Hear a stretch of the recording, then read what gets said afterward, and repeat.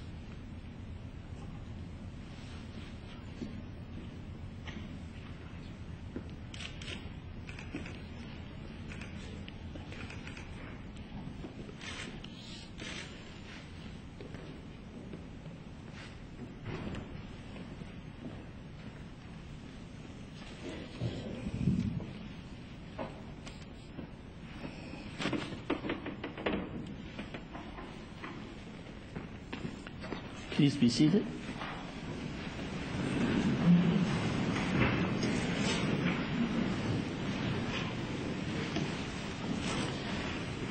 Building for jobs and growth. Bâtir pour l'emploi et la croissance. Je vous souhaite la bienvenue à la 30e session de la 40e Legislature du Manitoba. For many of the things we cherish today, we are indebted to the decisions made by the previous generations of Manitobans. The floodway, controversial when it was built, has proved itself many times over, saving untold damage at homes, communities, and our economy. Hydro investment made decades ago continue to pay off by producing jobs and opportunities across the province, as well as low rates for families and businesses. Home care provides an invaluable service for families. The year 2014 marks the 40th anniversary of home care in Manitoba, the first and still the best such program in Canada. These touchstones for Manitobans, these are touchstones. We may say they represent the Manitoba way. We look forward and we look after each other, guided by compassion and inclusivity. We know that we do better as a province when we work together.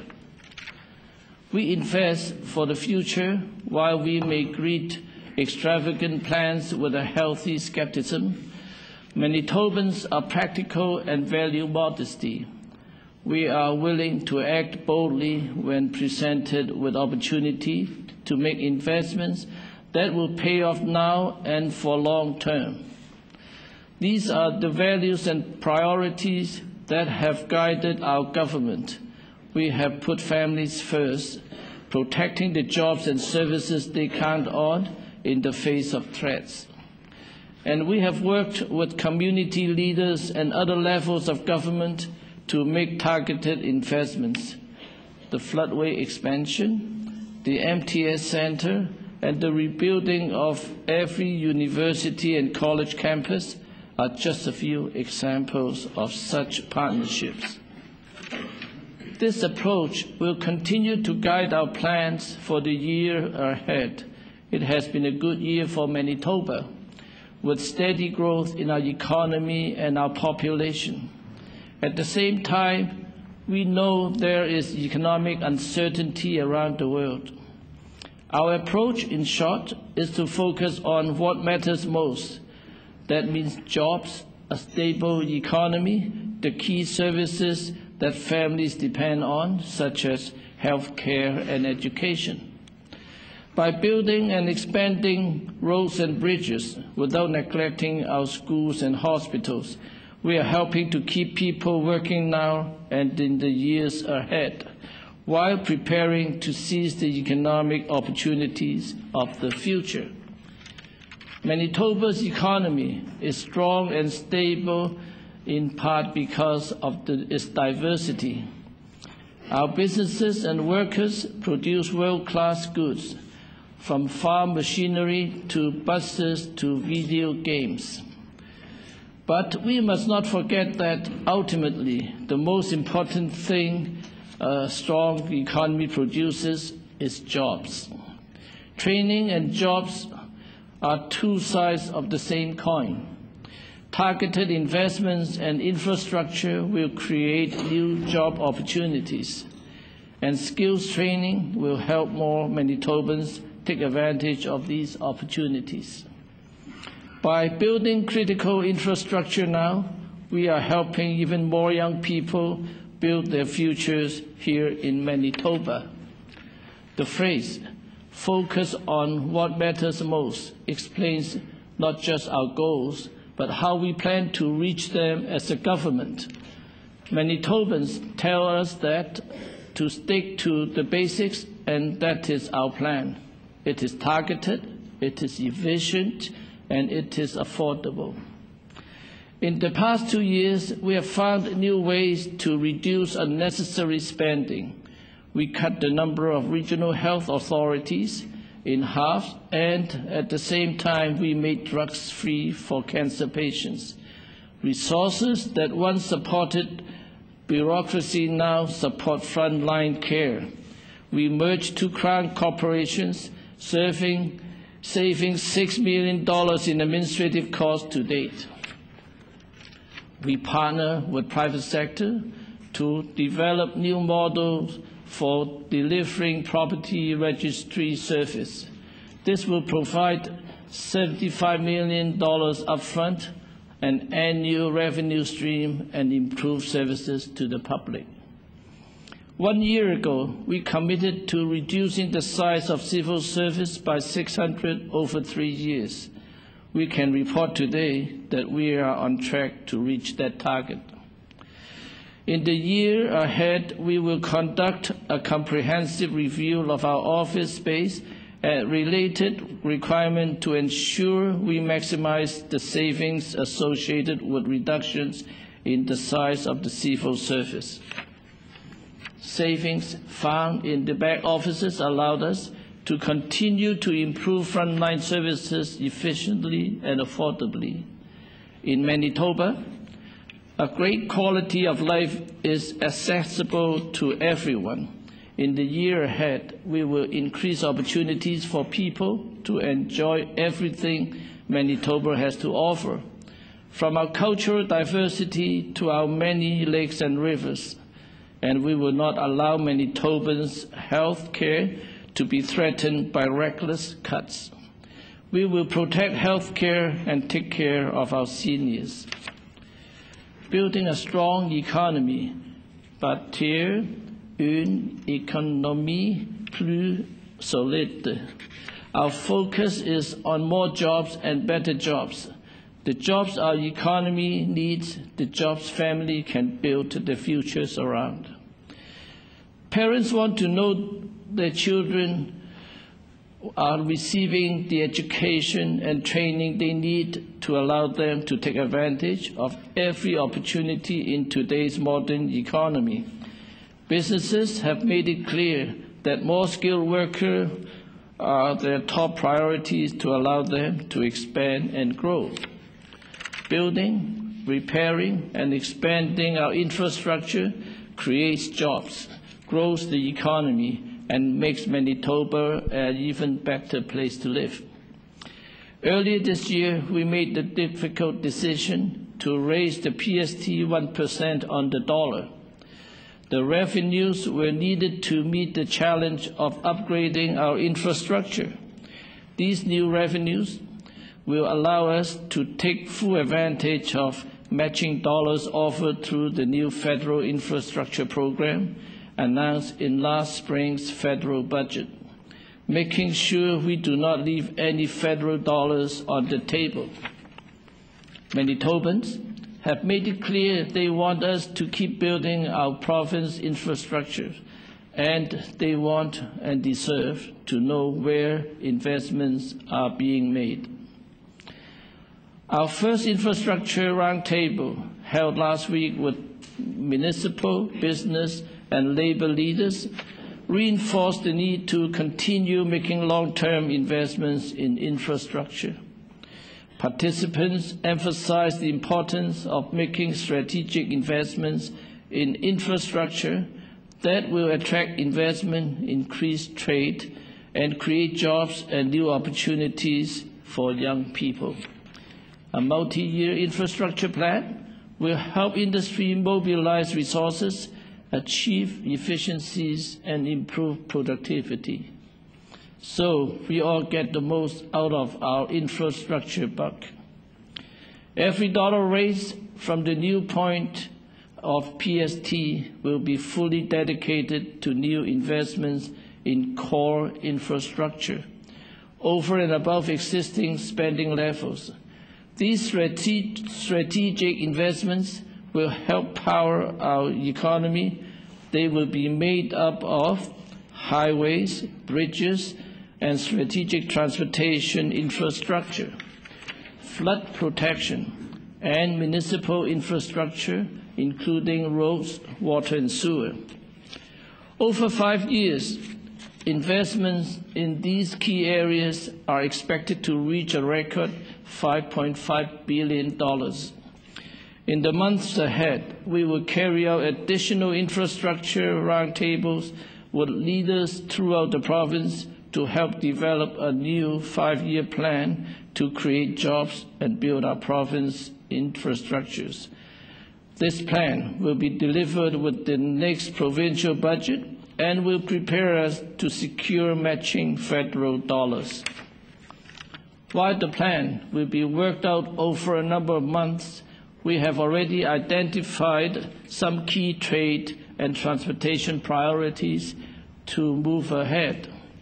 A multi-year complete reconstruction of Highway 75 to interstate standards for floods.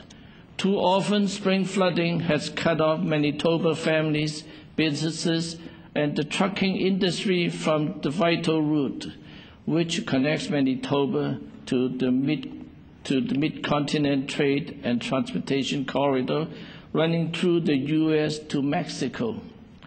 When our reconstruction is complete, this vital artery will be better protected for the people of Morris and the surrounding region, providing business with a more efficient and cost-effective transportation route. Major upgrades will be made to Highway Number 1, another critical trade route between Winnipeg and the Ontario border. Major investments to the perimeter highway system will consolidate the benefits offered by Centerport, Manitoba's inland port. These will include phased reconstruction of the Southwest Perimeter Highway, advancing design work on interchanges to improve traffic flow, and moving forward on a new bypass around Headingley to divert heavy truck traffic and enhance safety.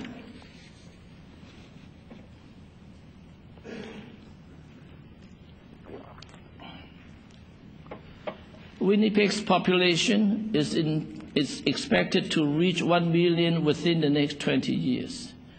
It has never been more important to invest in efficient public transportation, the hallmark of any modern big city.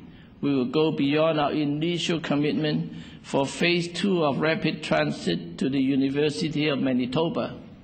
We commit today to invest in a large integrated project that will include adding an additional lane to the Pembina underpass and improving active transportation and safety. Proceeding with all these elements at the same time will reduce traffic congestion and shorten disruption from construction. Investments will also be made to improve roads and highways, connecting communities in Manitoba. We will complete the repaving of Highway number 9 from Winnipeg up to Winnipeg Beach. Highway 10 will receive major investments south of Brandon to the U.S. border and north of Brandon to Minnesota. Work will also begin in a multi-year improvement project between Baker's Narrows and Flin Flon. More than 100 kilometers will be repaved on Highway 6 and intersection improvements made near Asher. Major resurfacing of Highway 59 from Broken Head First Nation to beyond Grand Beach will lead to the future plans to twin the highways. Additional work on PR 373 to Norway House and PR 374 to Cross Lake will be undertaken as part of a multi-year plan to completely service these roads. Southwest Manitoba, and especially the city of Brandon, is welcoming new residents and businesses at a record pace. This growth will be sustained by investment in new infrastructure. Our government will partner with the city of Brandon on a major investment in the redevelopment of the Daly Overpass to ease congestions and improve safety on 18th Street. In response to external reviews of the 2011 flood, our infrastructure plan will also see significantly increased investments for flood protection, including a permanent outlet for Lake Manitoba and Lake St. Martin. Work will also be undertaken on Portage of the diversion, Shellmouth Dam, and the Assiniboine River Dike enhancements. These flood protection improvements will be undertaken while we continue with the 2011 flood recovery and repairs at key water control structures like the Wawanisa Dam and the Gardenton floodway. Such investments in core economic infrastructure will provide a solid foundation for steady growth and good jobs for years to come. They will not come at the expense of vital infrastructure that supports families, such as schools, hospitals, and post-secondary campuses. In the 1990s, Manitoba's infrastructure was starved for resources and took years to rebuild. To return to that short-sighted approach of reckless cuts and underinvestment would jeopardize our economy and move us backwards, not forwards. The building plan being announced today is one tool that will allow us to demonstrate to Manitobans how their infrastructure priorities are being addressed. Go forward, the Office of the Auditor General will prepare an annual public audit of infrastructure expenditures. As we increase our investments in infrastructure, it is also critical we make a renewed effort to protect the workers who are building our province. This session, we will be introducing new legislation to better protect roadside workers. Skills for success, education for training. Des compétences pour réussir grâce à l'éducation et à formation professionnelle. Skilled trades are rewarding jobs, and they are in high demand in Manitoba.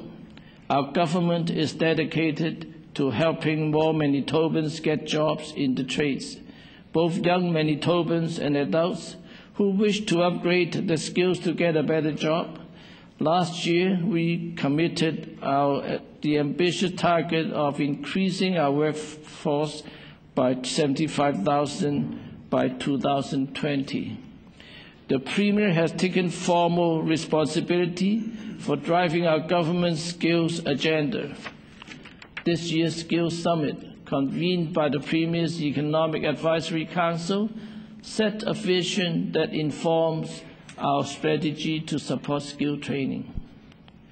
In the year ahead, we will enhance and streamline tax credits for employers to hire more apprentices and grow their labor force, provide new tools to help match apprentices to jobs openings, helping more apprentices begin their careers and complete their training program, and introduce new legislation to ensure apprenticeship opportunities on all major government-supported building projects.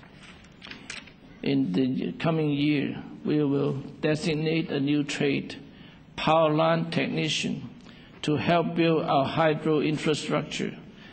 Delivering top-notch skills training requires excellent infrastructure at our post-secondary institutions. A new state-of-the-art skilled trades and technology center at Red River College will accommodate close to 1,000 new students every year, offering training in high-demand trades such as carpentry and electrical, as well as heating, ventilation, and air conditioning. A design tender has been just issued to launch this project. Renewal at the University of Manitoba continue with the redevelopment of Taché Hall into a new visual and performing arts hub. Last week, the U of M selected a consortium of Winnipeg and Toronto firms to design and plan for future development of the Fort Garry campus and the redevelopment of the former Southwood Golf Course into a vibrant mixed-use space. This year also marked the official opening of the Investors Group Field, a world-class facility for professional, amateur, and university sport. Work continues on a new active living center at the U of M, slated to open in 2015. This year, the University of Winnipeg would move forward on a new rental housing development, providing more good quality options for students and families in the heart of downtown. Work on the U of W new field house and wellness center is well underway. The new facility, which will be shared by the community, is expected to be completed by the end of 2014. Close to $100 million has been invested to renovate and expand University College of the North campuses in the DePauw and Thompson, featuring additional classrooms and laboratory space, as well as new libraries and child care facilities. Regional UCN centers have also been built in First Nation and other northern sites to reach more students at home. This year, Red River College opened the Patterson Global Food Institute in the Exchange District, home to its culinary arts and hospitality programs and student residence. L'Université de Saint-Boniface and Assiniboine Community College both expanded the workplace-based early childhood education programs, helping to strengthen the Francophone and rural ECE workforces. In the years ahead, Brandon University will offer a new Master of Environmental Sciences program, and our government will work closely with the Assiniboine Community College and local industry to develop training plans to the rapidly growing energy sector in southwest Manitoba. There should be no dead ends in education. A student who begins a college program in engineering technology and later decides to pursue a university degree in engineering should receive appropriate credit for her prior learning. All new programs introduced at post-secondary institutions will be required to demonstrate now how they will save students time and money by recognizing relevant past education. We will focus our efforts on high-demand areas. This year, Manitoba Hydro began a unique partnership with BUILD and the Assembly of Manitoba Chiefs to train and employ First Nations people to install homes, geothermal heating and cooling systems. More than 20 workers were trained installing 100 residential geothermal systems in Pequis and Fisher River First Nations, reducing energy costs in these homes by 70%. In the coming year, this initiative will be expanded to 4 additional First Nations, employing some 50 or more people in this growing green energy industry. The entrepreneurial spirit is alive and well amongst Manitoba's Métis. Just last week, the MMF hosted a successful trade show bringing together leaders of the Métis business community. Northern Manitoba holds enormous economic potential. It is estimated that hydro and mining development will drive the demand for thousands of skilled workers in northern Manitoba in the decade ahead, providing northern Manitobans with skills training will ensure they are positioned to get these jobs, which in turn will drive the local economy. As part of our work on Opportunities North, we will bring together UCN, the Northern Sector Council, and community leaders to focus on matching skills training with specific employment opportunities in the North. In partnership with community and business, Manitoba has developed one of the most successful immigration models in the country, contributing to the rich diversity of our population, supporting new entrepreneurs and growing our skilled labor force. We are encouraged to be working with the Government of Canada on strategies to grow Manitoba's immigration through the successful provincial nominee program and new federal expression of interest process. A lack of basic literacy is barrier to entering the job market or furthering one's education. Our government will take steps this year to ensure that Manitobans seeking literacy training will get the right training for their needs, supported by new credentials for adult literacy instructors. Many high-demand jobs require workers to have a driver's license. MPI has partnered with community groups in Winnipeg to help job seekers get the license to increase their employment prospects. This outreach will be expanded, targeted newcomer population and communities in the North to help connect available workers for jobs. Canada and Manitoba has a strong record of partnering to deliver effective labor market training. Growing Manitoba's labor force will require a flexible and customized approach that allows for regular upgrading of skills, supports Manitobans who have not had a job to get a job, and recognizes the important investment of employers in on-the-job training.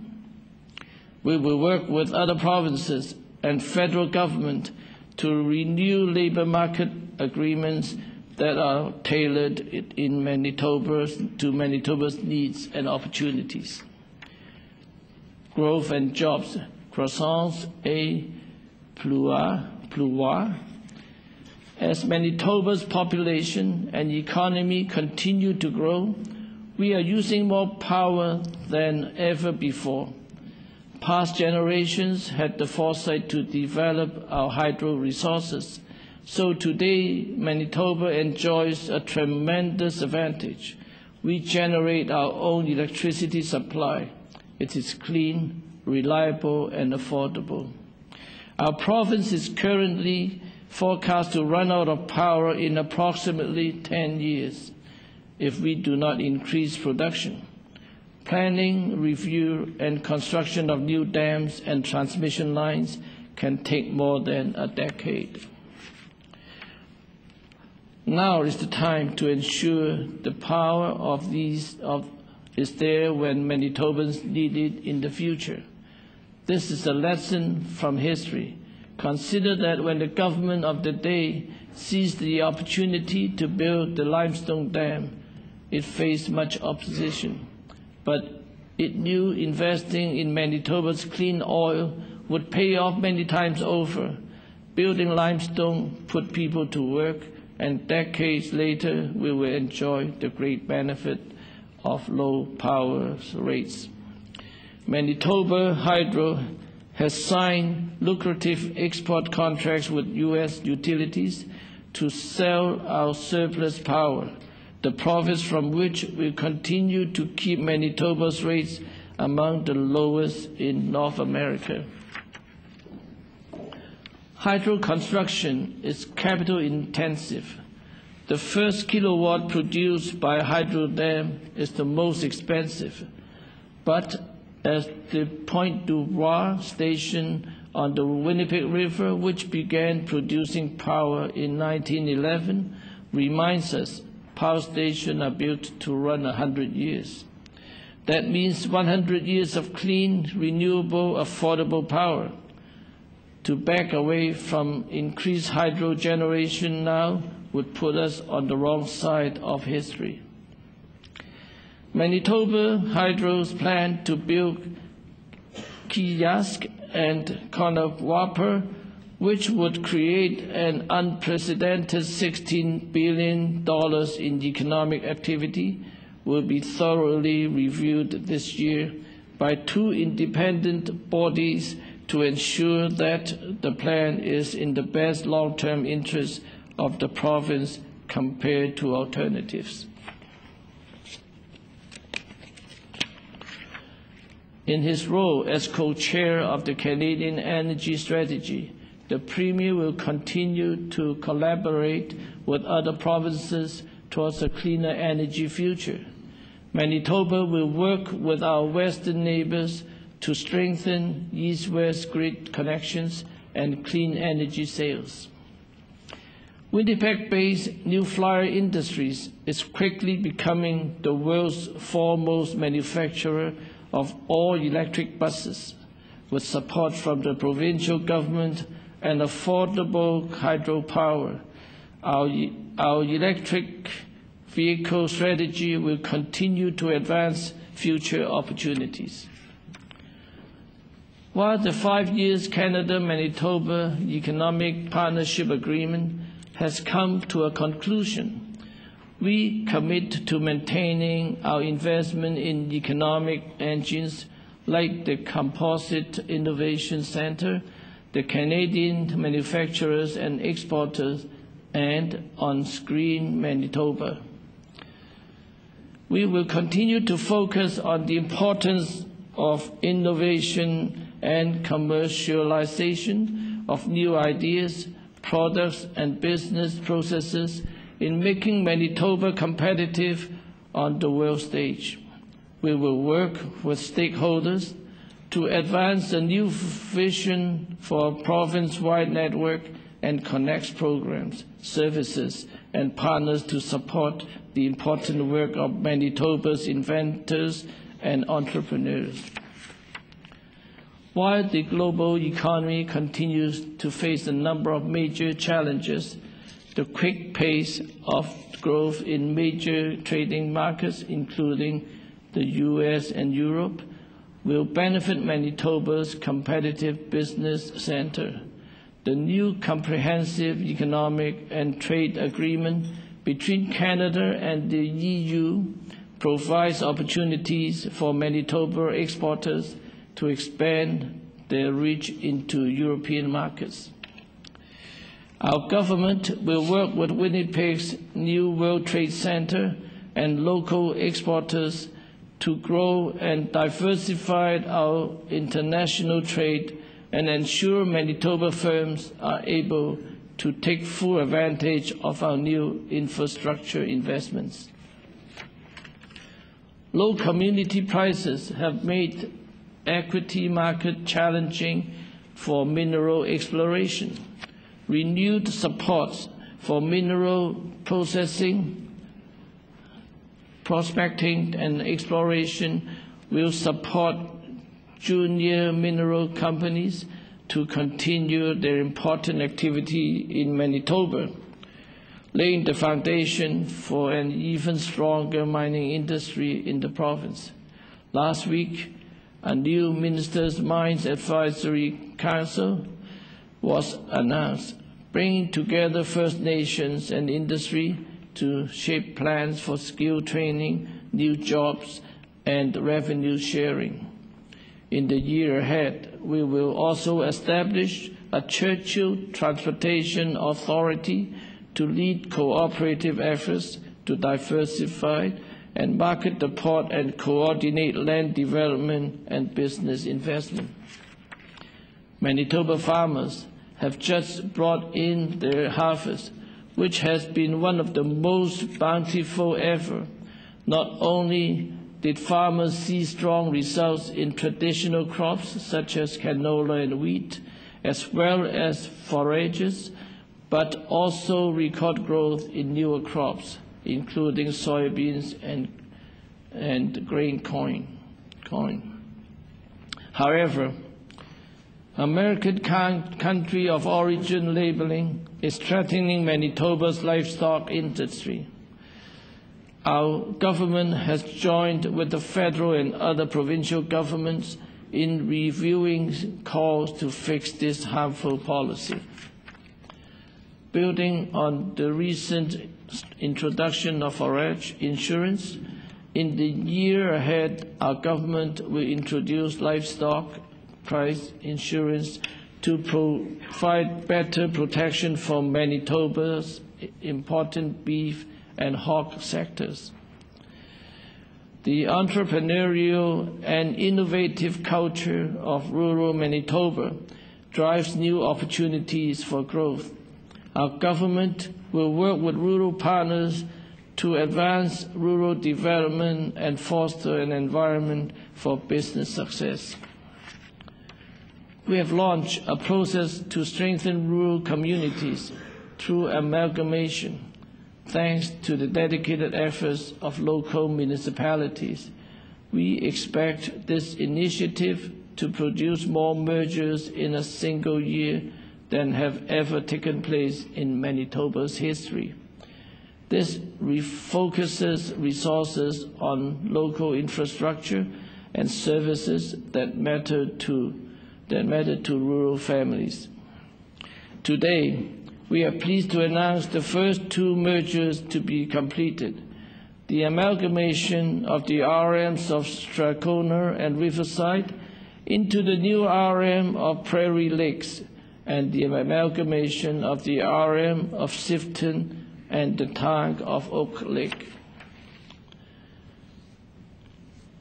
In the lead-up to the next Building Canada Fund, we are committed to working with municipalities on asset management plans to maximize the life of local infrastructure. More and more young Manitobans are stepping into the world of business, using innovative ideas and advances in technology to create jobs.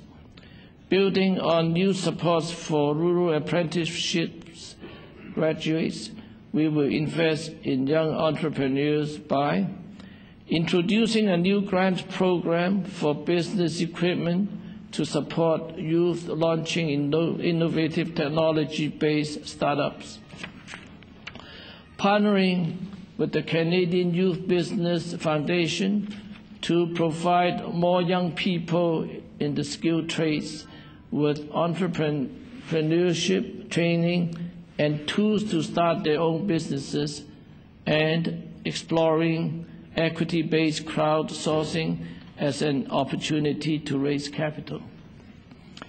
Manitoba boasts more than 2,000 companies working in the arts and culture sector, creating economic activity of more than $1.5 billion a year, from film and video to music, dance, and visual arts, to creating the latest video games and web apps. Manitoba is a hub of creative activities, rapidly gaining an international reputation. Creative industries and the performing arts add to the vibrancy of our communities and are integral to revitalizing downtown Winnipeg. Schools, the foundation of success. Les écoles, fondement de la réussite. Parents now know that having more one-on-one time with teachers in modern classrooms will give our kids the best start, and research confirms this. In the 1990s, investments in education were frozen or cut. This led to teachers layoff and school overcrowding. In contrast, we are investing in schools. We are working in partnership with our schools to reduce class sizes by directly investing by hiring more teachers and building and renovating more classrooms. In the first year of this work, in partnership with school divisions, over 80 new teachers were hired, and there was a 20% reduction in large classes. This year, we are building on that success, and over 100 new teachers have been hired.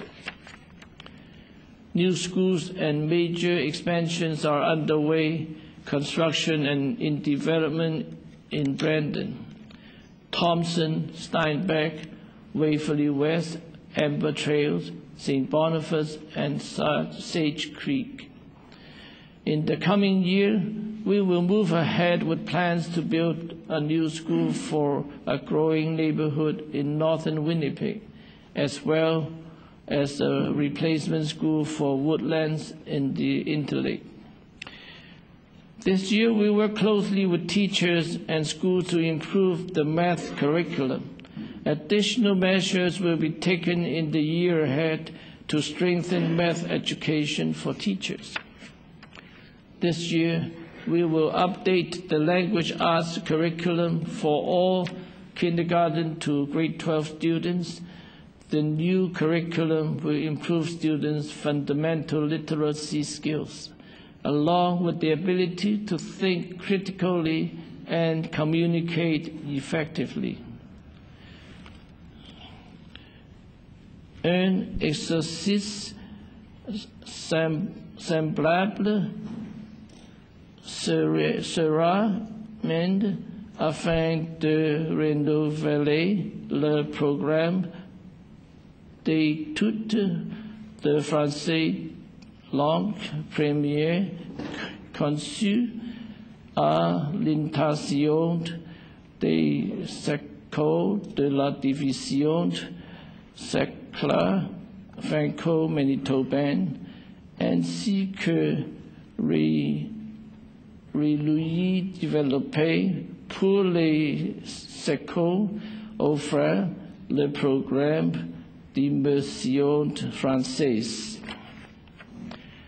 The early year school curriculum will soon be made available online, giving parents the better information about what their children are learning at school and more opportunities to integrate school topics into home life. Our government will take further steps as part of our comprehensive anti-bullying action plan to keep all children safe in schools.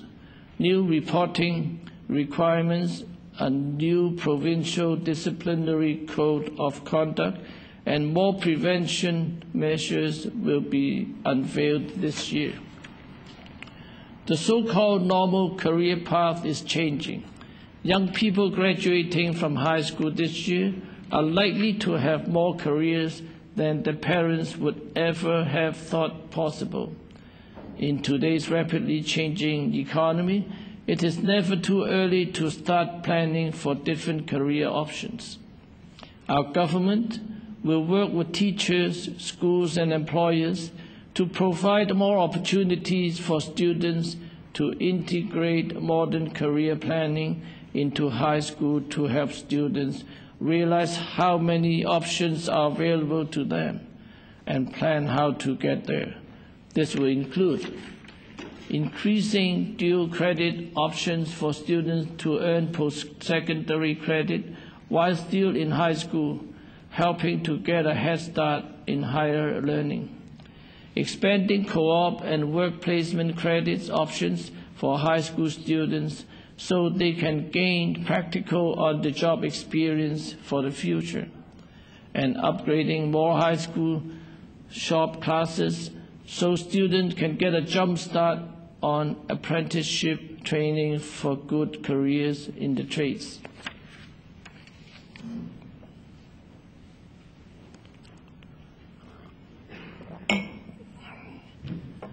Aboriginal people make up the youngest and fastest growing population in Manitoba. And Aboriginal youth represent an increasingly important part of our labor force. There's a strong consensus from all parts of our province that it is simply not acceptable that on-reserve schools are funded below the level of off-reserve schools. Earlier this year, the Business Council of Manitoba assembled business, community, First Nation and Métis leaders to discuss the future of our province. All agreed on the essential importance of investing in Aboriginal education for the strength of our economy and the health of our community. The Premier's Economic and Education Councils have made similar recommendations to equalize federal funding levels and develop more focused approaches to boosting Aboriginal graduation rates and learning outcomes.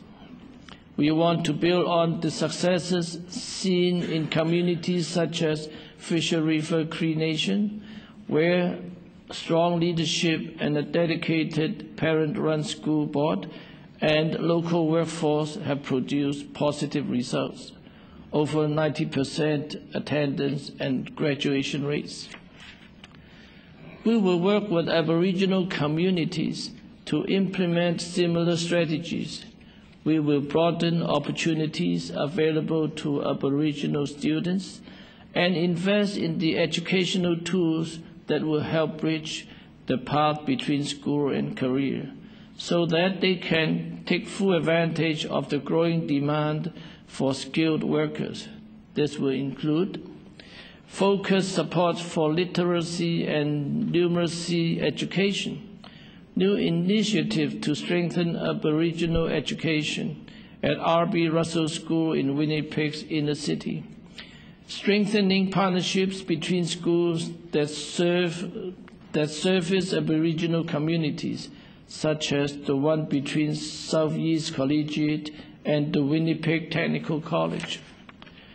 Working with post-secondary education institutions to support teacher education programs to address the shortage of Aboriginal teachers, and building on new legislation to establish regional clusters of community schools involved in strengthening community participation in student success. This year, our government will make a $23 million investment to improve and expand the Frontier Collegiate Institute in Cranberry Portage. This important regional high school serves some 300 students from 24 different northern communities. At the school's recently opened Northern Technical Center, students learn skills by building ready-to-move homes, helping to meet housing needs in the North. Our new investment will modernize the campus and add an expanded power mechanics training facility, training more students in this high-demand trade.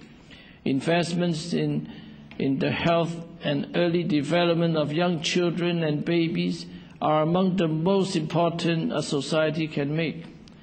Conclusive evidence from scientific and economic research reflects the lessons of traditional Aboriginal teachings in pointing to the life-changing value of investments in early childhood development, positive health outcomes, social development, and school readiness for the long-term well-being and success of children. With strong support from the community and private sectors, our government will work with partners to establish a new Early Childhood Development Innovations Fund to support groundbreaking community-led innovations.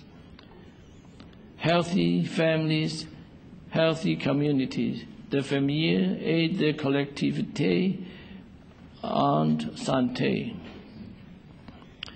We have already rebuilt the healthcare system after the devastation of the 1990s. The results in the lives of Manitobans are clear.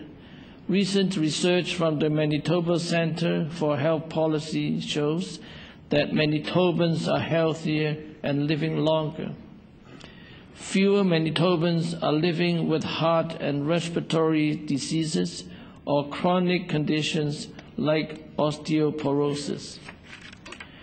There are lower rates of heart attack and stroke in Manitoba, and the number of people being diagnosed with hypertension and diabetes has also declined.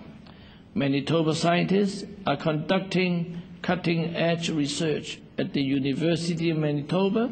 Researchers have identified the genes associated with ALS, giving hope to those with the disease and their families. While some continue to advocate for the failed policies of reckless cuts and privatization, Manitoba families know that even in uncertain times, our government will ensure the healthcare system is there for them when they need it. Home care helps tens of thousands of seniors remain in their own home longer every year. Our government has made home care stronger by phasing out users' fee introduced in the 1990s, expanding access to thousands more seniors, and introducing new innovations like hospital home teams, which provide medical care to patients in their homes, reducing ER visits for them and their families. There are 5 personal care homes currently under development, including in Lac-du-Bonnet, Morden, and Winnipeg. In the coming months, final details would be announced for the 2 new 100-bed personal care homes to be built in Winnipeg. Our government has committed to ensuring every Manitoban who wants a family doctor will have access to one by 2015. Building more community clinics is an important part of our plan to meet this commitment. Over the next year, several more clinics will open, including Access Winnipeg West, the St. Vital Quick Care Clinic, and a new mobile clinic serving communities in western Manitoba. Construction will also begin on new clinics in South Winnipeg and several rural sites. Training and hiring more doctors, nurse practitioners, and other providers is also vital to ensuring all Manitobans have access to a family doctor. We are providing funding to hire new health professionals in family doctor offices to help doctors take on more patients while offering their existing patients faster and more comprehensive care. This means more Manitobans who do not have a family doctor will be able to find one, and those who have already a family doctor will be able to get appointments sooner. We will also do more to help easily connect Manitobans to care providers. Cancer touches all Manitoba families in some way. Our government continues to make world-class treatment and support for those facing this terrible disease a central priority. Manitoba has the best colorectal cancer screening levels and radiation therapy wait times in the countries. Our province is home to world-renowned cancer experts and has some of the best survival rates in the world for lung cancer. Manitoba is truly a national leader in the fight against cancer.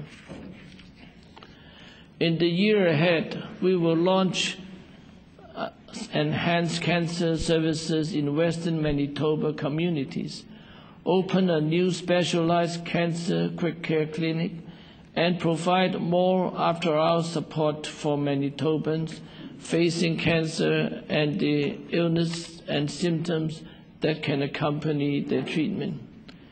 We will partner with the Canadian Cancer Society to enrich their patients' transportation program and put in place more supports for patients to go and from their appointments safely and conveniently.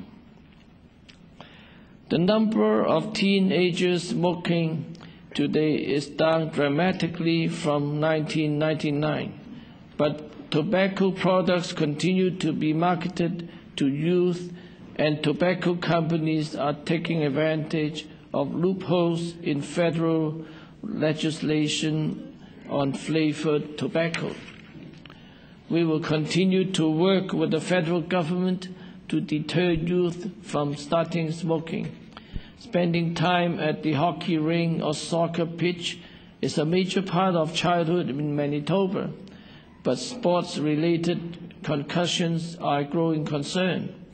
In the coming month, we will announce a new approach to clinical management and research of concussions in young Manitobans to help parents know when it is safe for the children to return to play. In the coming weeks, Manitoba will play host to a national conference on diabetes, and we release a new framework in support of overall renal health and avoided complications from diabetes and kidney disease. High-quality, accessible health care remains a top priority for Manitoba families. While some call for deep cuts to the public health system or privatization plans that cut the needs of those who are able to pay at the head of the line, our government has a plan to make health spending more efficient while also protecting and improving universal health care. In the 1990s, 13 regional health authorities with their own bureaucracies were created at a time when nurses were being laid off. We have gone in the opposite direction, investing in frontline services while cutting bureaucracy. We cut the number of regional health authorities to 5. There are now over 100 fewer executives and board positions in the RHAs, and corporate spending by RHAs is down across the province. These savings are being redirected into supporting frontline care. In the coming months, our government will put in place a legislated cap on rural RHA corporate expenditures, building on the success of the cap already in place in Winnipeg. We will continue to bend the cost curve for health care and protect the public system for the threats of those advocating for an American-style two-tier system. Affordable, high-quality childcare is vital to the lives of Manitoba families and the economic health of our province. Parents want to know that excellent, accessible childcare is available when it is time for them to go to work or school. Over the past decade, we have transformed the childcare system in Manitoba, newly funding more than 12,000 spaces, allowing more parents to work or improve their education who might otherwise have been unable to do so. In the weeks ahead, tenders will be issued for the design and construction of new child care centers. We have launched a series of consultations with parents and child care professionals to determine their priorities for child care. Input from these consultations will help inform future investments to further strengthen our community-based child care system. We believe that all people deserve to have enough money to live with dignity and security, and are entitled to the opportunity to increase their standard of living through sustainable employment. Our government will always place a high priority on reducing poverty and creating opportunities for low-income Manitobans, putting in place incentives and supports that create resources for those on social assistance while encouraging participation in the labor force and community. Building on recent rent aid benefit increases, we will continue to enhance access to portable benefits that support transitions into training and employment. Increasing and maintaining the supply of social and affordable housing units is key to addressing the housing need of low-income Manitobans. Stable housing is fundamental for healthy families, for success in education and training, and to securing, maintaining employment. We will build on our unprecedented investment in social and affordable housing through our new 3-year commitment announced in Budget 2013 for 1,000 new social and affordable housing units. In the coming weeks, the historic Accessibility for Manitobans Act will be passed, helping to remove barriers for people with disabilities with the goal of having a fully accessible province. Manitobans deserve to feel safe in their neighborhood. Our efforts to fight crime by focusing on prevention, intervention, and suppression are working. Authorities have seized more than $5.7 million in assets from criminals. We will continue to work with police and local communities to help analyze crime patterns so that we are staying ahead of criminals and not chasing after them. Working with community partners and the Winnipeg Police, we have recently launched a major new community development and crime reduction initiative called Block by Block in Winnipeg's William White neighborhood. This strategy will make a real community difference, helping families and reducing crime. In the year ahead, new measures will also be introduced to strengthen law related to witness protection and to deal with gang members. We will also partner with the RCMP to create a new police cadet program in Thompson. A good life in a great place. Une vie agréable dans un endroit formidable. One of the best things about Manitoba is that it is an affordable place to live, work, and raise a family. Manitobans pay the lowest rates in Canada for basic utilities, electricity, home heating, and auto insurance. In 2012, we guarantee this in law, and it has been confirmed by an independent accounting firm.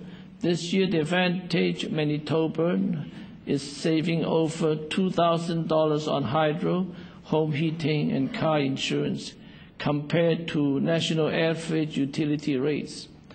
At Saskatchewan's rate, the average Manitoban would spend over $670 more on those utilities. At Ontario's rates, the advantaged Manitobans would spend $4,900 more every year. More and more Manitoba parents are finding themselves caring for both their children and their aging parents. In Manitoba, childcare costs and tuition for university and college remain among the lowest in the country, and home care is free. These and other measures help keep life affordable for sandwich generation families. We will work with Canada and other provinces to protect and strengthen the Canadian pension plan in order to measure the retiree today and in the future have the secure income they need for retirement. Next year, Manitoba seniors will see further reductions to their school property bills. Our government has a strong record of protecting consumers. We have been leaders on consumer protections such as our car repairs, home warranties, payday loans, gift cards, and cell phone contracts, and we will continue. Legislation will guarantee that the price you see is the price you pay for new automobiles. A consultation is now underway to hear Manitobans' concerns about misleading and unfair cable, internet, and phone promotions. New legislation will soon be introduced to address high-cost credit products that risk long-term ballooning debts for vulnerable people. Buying or renovating a home are among the biggest purchases a family will ever make. Over next year, our government will develop stronger consumer protection for home renovations and repairs to ensure families investing in their homes receive clear estimates in front, are treated fairly by contractors, and pay what they expect. New legislation will ensure that families buying or selling a home are also treated fairly. We also continue to focus on making Manitoba more competitive for businesses to thrive and create jobs for our province by lowering the cost of doing business. Our government made Manitoba the first and still the only province to fully eliminate small business tax. On January 1st, the small business tax threshold will be expanded again to extend these tax savings to even more small businesses. Savings these small businesses will be able to turn into new jobs for Manitobans. Last year, our government introduced legislation to establish Manitoba Hydro's new Pay-As-You-Save, PAYS program, which covers the upfront cost of energy-efficient retrofits using monthly utility savings. Manitoba Hydro will soon be expanding its lower-income energy efficiency program to include rental units, helping to improve aging housing stock without increasing rents. Our government is tackling estimate change by being the first jurisdiction in North America to ban the use of coal and petroleum coke for heating beginning January 1st. Investment to support the transition to renewable energy sources, such as biomass, will continue helping to create new jobs and industries in rural Manitoba. All Manitobans value our province's great natural resources, from our lakes and rivers to forests, wildlife, and parks. In the year ahead, new legislation will be introduced to reduce children's exposure to synthetic chemical pesticides.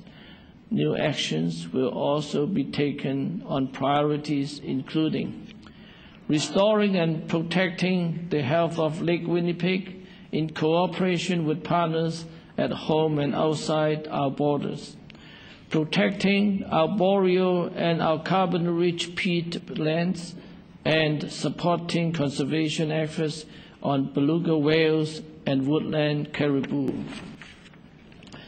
Our government will begin consultations with First Nations, the town of Churchill, local industries, tourism operators about the establishment of a polar bear provincial park to protect existing newly found polar bear dens along the Hudson's Bay coast and better promote the area as an international destination. Our government has made significant investments in infrastructure to support the expansion of tourism in Manitoba. The tourism industry is experiencing strong growth of 5% annually and is expected to top $2 billion within the next decade. And there's a lot of happening in our province to be excited about.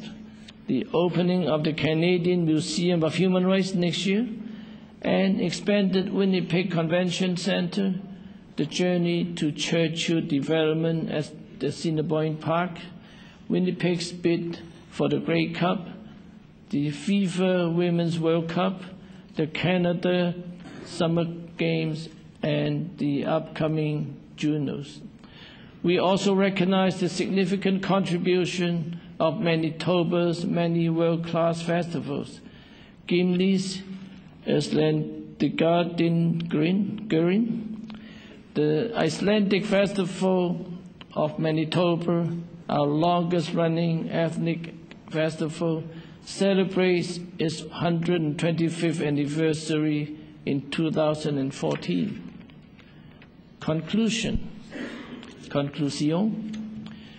During periods of economic uncertainty, government faced difficult choices. For our government, Manitoba families are always the main priority. We set our compass by their values, aspirations, and interests. In the year ahead, we will continue to build even better Manitoba, looking for practical solutions to the challenges our province faces. We will continue to take a balanced approach, focusing on skills training, jobs, and economic opportunities for the future. This is our plan to help create thousands of good jobs, keep our unemployment rate among the lowest, and ensure families can build a future here in our great province. Oh Mama, oh Fufu Aprades, a assumer les responsabilités que la population du Manitoba vous a confiées. Je bon espoir que la divine providence guidera vos délibérations pour les plus grands biens de tous les Manitobains et Manitobaines. Merci beaucoup. Thank you.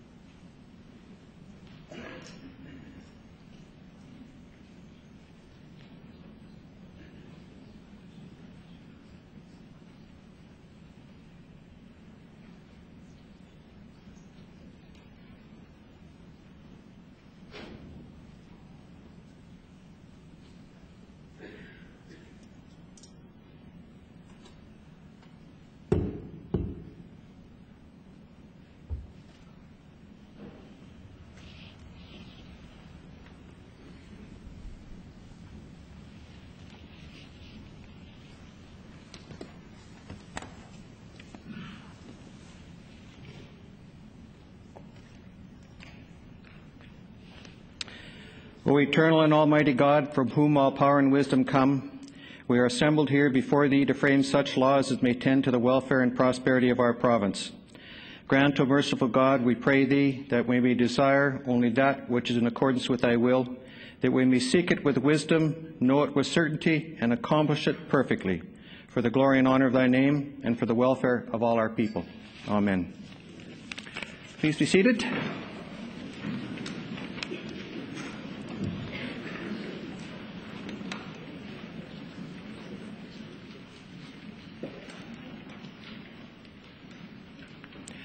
The Honourable First Minister. Yes, thank you, Mr. Speaker. I move that Bill Number 1, an act respecting the administration of oaths of office, la loi sur la prestation des serments d'entrée en fonction, be now read a first time. And it's seconded by the Minister of Finance.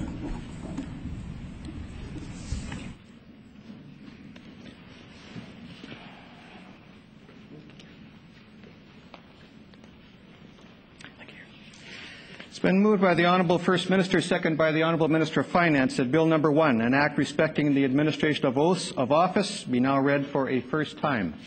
Is it the pleasure of the House to adopt the motion? Agreed? Agreed and so ordered.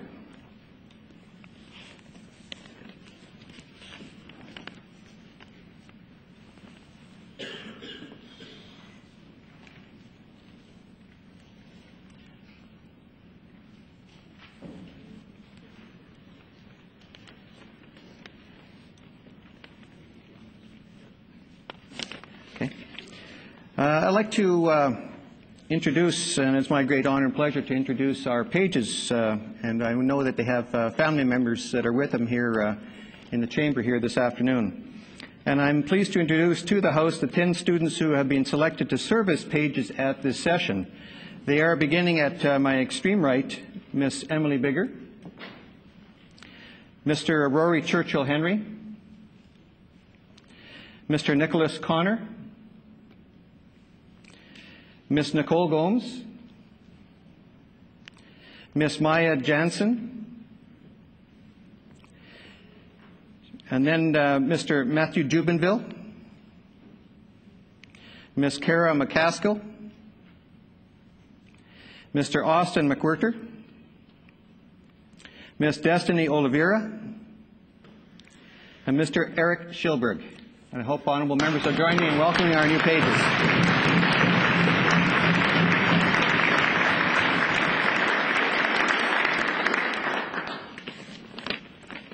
The Honourable First Minister. Thank you, Mr. Speaker. I move, seconded by the Minister of Municipal Government, that the speech of His Honour, the Lieutenant Governor, be taken into consideration tomorrow.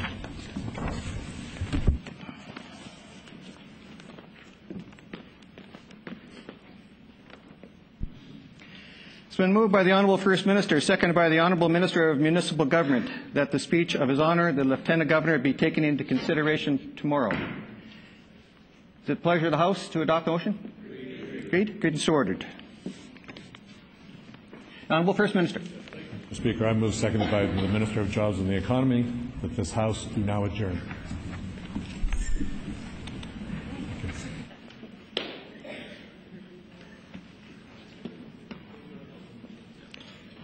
Prior to putting the question to the House, may I inform all of our guests who are with us here this afternoon that refreshments will be served in room 254 at the south end of the building after the House has adjourned.